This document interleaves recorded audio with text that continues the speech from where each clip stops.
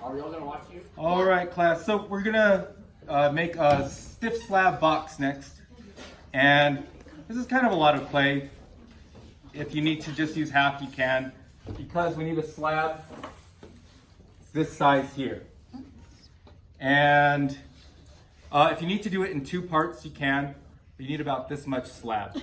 So this part's really boring, but one way to have a successful slab, the first step is to wedge really well. And why do we wedge the clay? Air bubbles. Yeah, get air bubbles. Why else? Water. Get some of the water out because we hug it really soft. And what else? Let's say we had already wedged the clay the night before. The air bubbles are out. The water's out. Why would we need to re-wedge it again? Just to mix it to consistency. All right. So do this for a long time. I know it's really boring. Maybe on the video we can just speed it up, but it's good to do this for about 5 minutes. And I do a spiral, but you can also do just straight. When you do it this way, you need to have your hands on the sides to keep it from spreading out. So in the video, this will be sped through. But I'm gonna go back to my spiral method. And it also aligns the particles so they're not all random. They're kind of compressed, and it makes a stronger slab.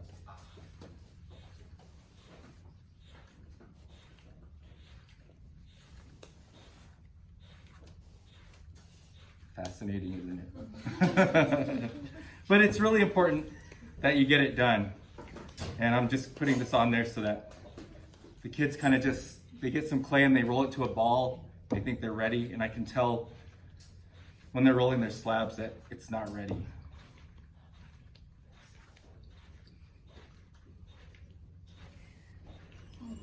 So, and I don't think you need quite this much clay, but I'm just gonna do it so that you have plenty.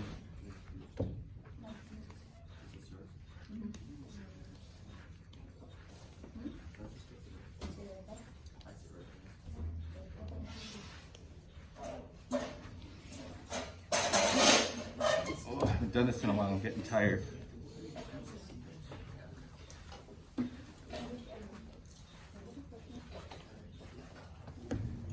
All right, well, I suggest you do it more, I'm getting kind of tired. So for the purposes of moving on, I'm gonna pound this into a ball. You can still see air bubbles are popping. So I think I better do it some more.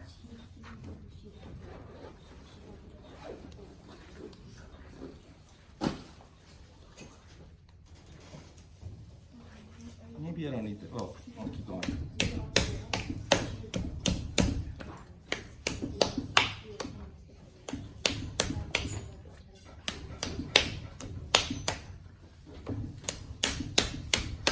All right, pounding it to a ball, rocking it back and forth into a football.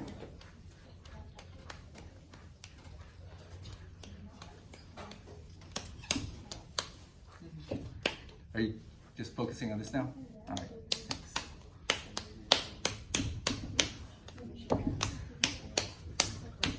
All right, from here, when you made your slab for your cylinder, did I show you how to throw it on the floor to throw it first? Yeah. Before we roll it out? All right, so you can do that on the floor, but I'll do that here on the board. And remember, you don't want to drop it straight down. You need to kind of throw it at an angle. So why do we do that at an angle? So it spreads out. Spreads out more, and why else? Instead of throwing it straight down. Okay, you also don't want it to stick to the floor or to this board. So that's why we throw it at an angle. So you start like this, turn it over, and I want a square so I can rotate it. Some more. And maybe cut this angle a little bit. Well, I did throw it straight down, but I didn't throw it hard because I needed to make it flat. And this is kind of way too much clay. That's a lot of clay. It is a lot of clay. But you can always trim it away. Okay, and one common mistake is that students kind of get carried away with this step. They only start out with a little bit, and they just throw it till it's paper thin, and then when they put the sticks next to it, it's much too thin. So just keep in mind that you want to keep it thicker than these sticks.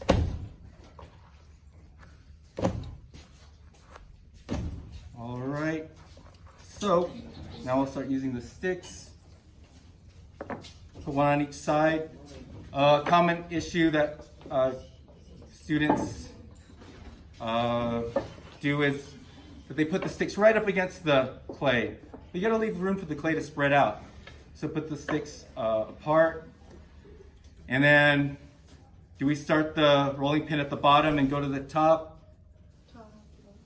Or top to bottom, or middle out? Middle. Yes, middle. A So plus. start in the middle. Give it 1, 2. Give it another down, another up. And we flip it. Why do we flip it often? So it doesn't stick. Yeah, so it doesn't stick to the board. So I can already tell that I don't need it this big, so I'm gonna get any old tool. It doesn't have to be a sharp knife. You can just take anything because we're just trimming it down. I don't remember if I flipped it, so I'm gonna flip it again. And start in the middle. 1 up, 1 down, 2 up, 2 down. Again, I know I don't need this part here, so I'll trim that away. Flip it. I think I'm gonna rotate a little bit so it spreads out this way. You take off a little bit more. This sticks a little bit closer. 1, 2. Let's see, let me compare it to this. Yep. Flip it.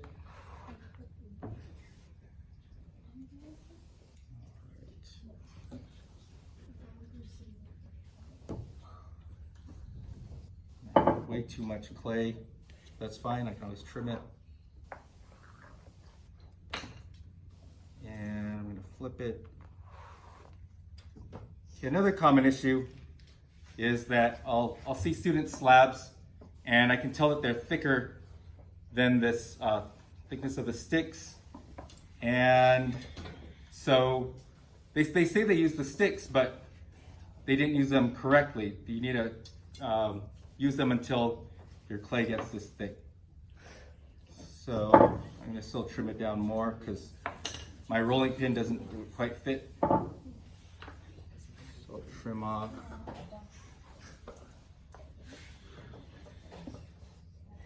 This and this. The sticks close, but not too close. Start in the middle. Up and down. I'm gonna flip it because it's falling off the edge.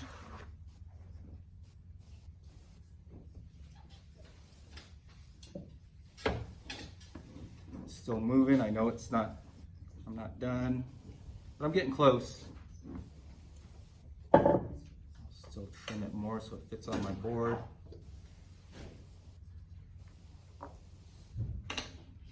All right, I'll flip it.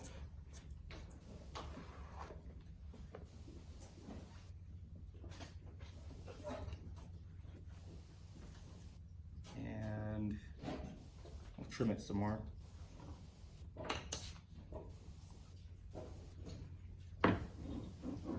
All right, I'm real close or I'm there. It's not moving anymore, but I'll flip it just for good luck. And then what's the next step? Once I've completely flattened out my slab, what tool do I use next to close up all the little cracks? Anyone remember? All right. Slip and the blue rib. This clay is wet enough that I don't have to use slip, but if the rib doesn't glide very well, then you can use slip. But in this case, I don't need any slip. And the slip just makes it a little bit stickier. If you don't need it, don't use it.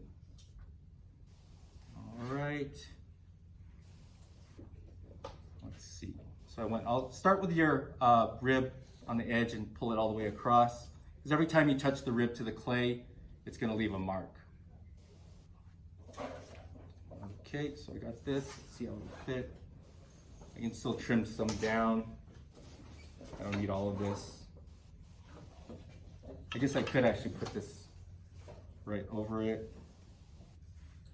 And from here, I take a cloth, and there's a pile of cloths over there. Put it on top, stretch it smooth.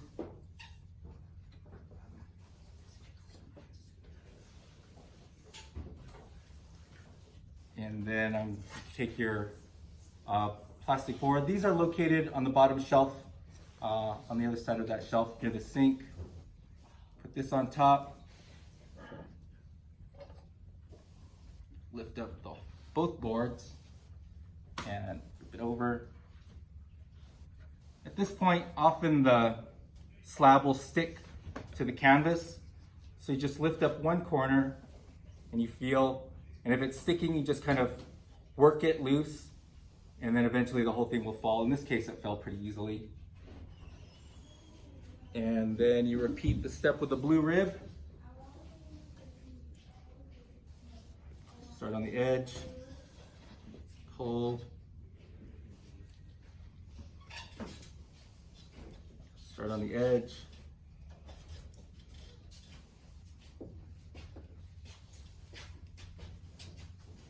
all right, I'm gonna clean this a little bit and go over a few parts again. Let's go over that. All right, so these look good because I wedged a lot. I got all the air bubbles out, and I took out some of the moisture, and because it was mixed well, it didn't kind of fall apart while I was either throwing it or rolling it out.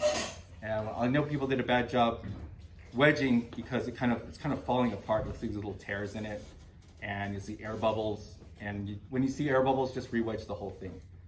And then from here, you put your name on the slab. So I'll just put Mr. Tang. Make it small, just on the edge. A lot of students will put it right in the middle, and it kind of defeats the purpose. But so we did this. For the box, we need it to get leather hard, so we just wrap it up with a towel. I'm going to center it better on this board by pulling the towel. And get my bag. Let's say I get a recycled bag, and I just put a fingerprint in it. Put it in, and as you can see, this is a used bag, and I don't see any, there's some holes on it, so it doesn't hurt to get a new bag and double bag it, because since we have a long weekend, we really need to make sure these don't dry out. Or you can leave these out for now until the end of the period, but then get a bag, close them up. Another common mistake is students will bag it and then they just set it down on one of these wheels or in the shelf. And what's wrong with that? Will it seal it off from losing moisture if I just leave the end undone? No, so you got to make sure you tuck that underneath and let the slab rest on that, so then it's all closed up. And then it doesn't hurt to also get a piece of tape and put your name on it and put that on your bag. And then today we'll put them in the shelf here. since we have room. And then we just wait till the next time. All right, understood? I expect perfect slabs from everyone. All right, thank you, Jamie.